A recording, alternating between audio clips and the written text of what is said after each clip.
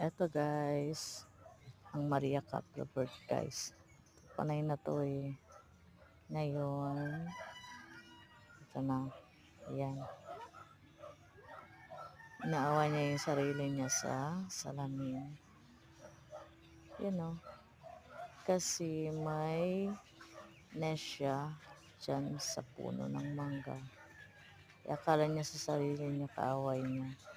Kaya, yan. Ayaw ba saba ba? Naaway niya yung sarili niya. Hawa ng bird. Patapos siya sa isang salamin. Punta na dyan siya sa isang salamin guys. Tsuko siya sa Kaawayan sarili yung niya. sarili. Win, atras ka, Kasi Win. ang pagod-pagod. Hindi niya titigilan yung salamin. Ayan. Sinabihan ko ng anak ko, huwag lumapit kasi pag malapit na masyado kami, baka aalis. Di umalis nga yan, maya-maya. Nga mapigilan ng dalawang bata eh.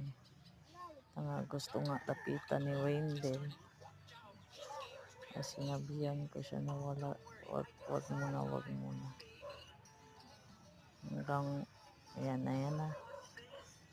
Niya talaga tantanan guys yung salamin.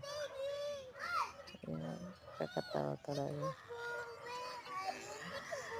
Akala niya kaaway niya yun eh. Kaya, panay ang niya sa sarili niya sa salamin.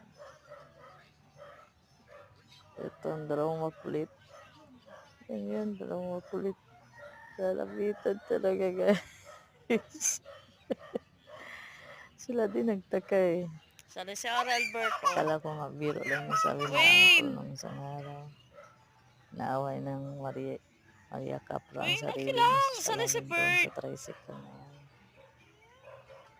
Pero ito na nga, may ebidensya na nga ako. Ayan, nakakakit. Inaaway niya sarili niya sa espeho. Uh, Sa salamin. Yes, ali.